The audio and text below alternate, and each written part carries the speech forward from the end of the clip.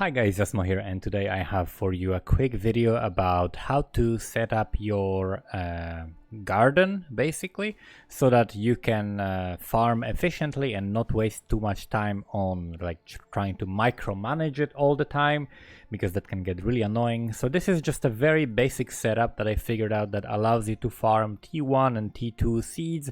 I haven't farmed T3 seeds yet, so I don't know about that, but this will allow you to basically do all of that. So here's what you want to do.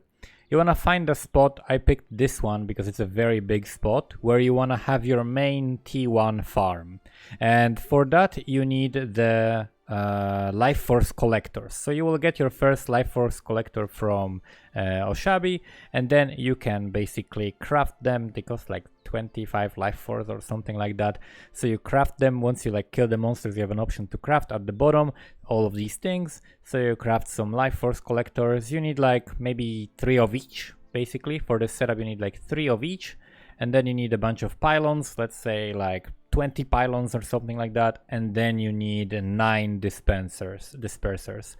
So here's what you want to do. First you want to have basically full area. You want to make sure that you have full area. So when you're putting your life force collector, you can see this highlighted frame. Every single field that is around the disperser can be occupied by a seed. This is important because you want to maximize the amount of seeds you farm at the same time.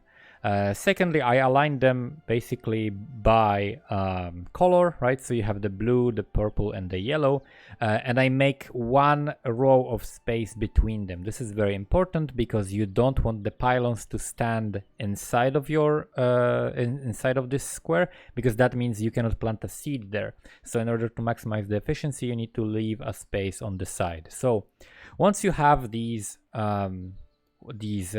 primal life force collectors, what you do is basically you just click on auto plant the seeds.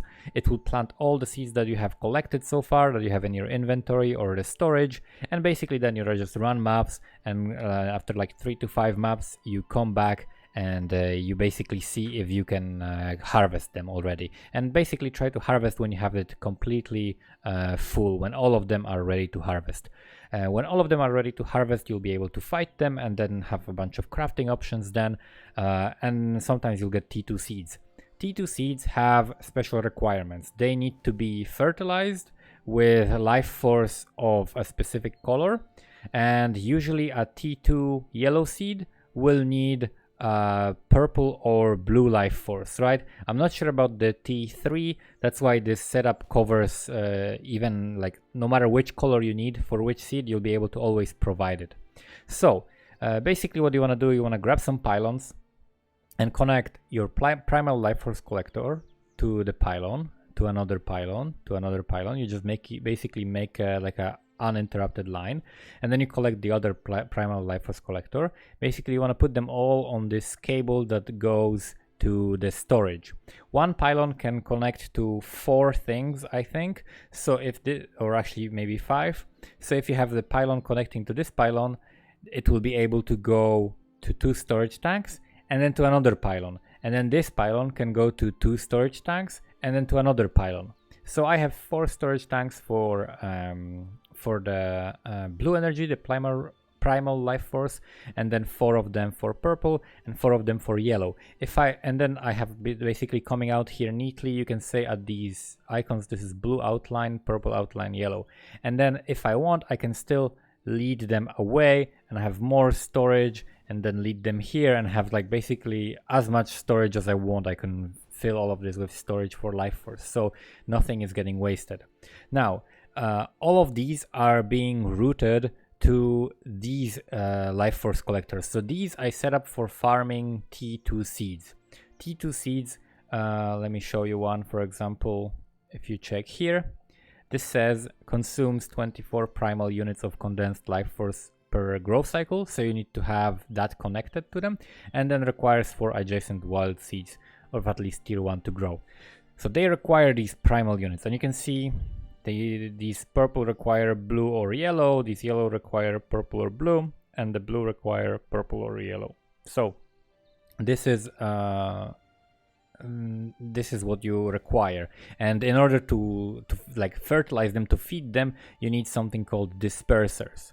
So dispersers need to be connected to the right color of the life force, and you cannot mix them up. Like if you try to connect this to this, you cannot. Like it shows target seed type does not match the source seed type. So you can only connect stuff that goes from purple to stuff that is purple, and you just keep the colors separated. You never connect like purple to yellow and stuff like that.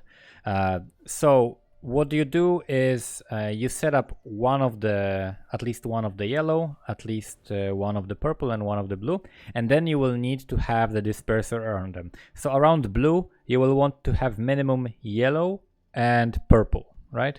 You want, sorry, here is the purple, yellow and purple.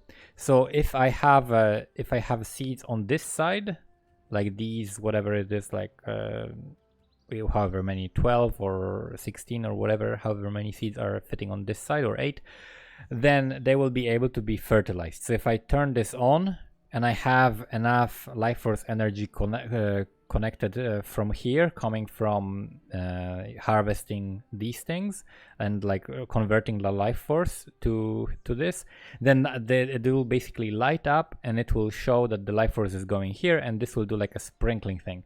And you want to have it turned off unless you actually have seeds here, because you will start using the energy, so you don't want to waste that as well. So if you look at the minimap, you can see that like just look at I'll put it maybe to the right side, so you can here only look at this part of the minimap. So this is a yellow life force collector, and it has next to it yellow, purple, and blue disperser.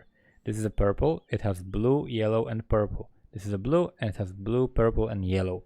And you only need like you can double them, right? For example, I'm using the yellow disperser here, but it affects both this wild life force collector as well as this primal life force collector. So I'm stacking them next to it, right? So I have like this, a gap of space, one row of space where I put the disperser, and then this, and the disperser of course is connected all the way around, like as efficiently as I could and as neatly as I could, to the blue life force. So actually this blue life force, let's see, could it already, because this is full. So if I turn on some yellow thing, where is the yellow disperser? If I turn on this yellow disperser, then if I have seeds, they probably should be able to benefit from that as well. I haven't figured out exactly like the turning them off and on. In certain situations it works, in certain it doesn't. But this is like the basic setup that I have that I'll be using for planting the tier 2 seeds. But if you don't want to bother with that, like with tier 1 seeds, it's very easy, right? You just do auto plant, and then you collect them, and then you have that life force. So, but you want to make sure that you are connecting all of that and storing it at least, so that you can use it later.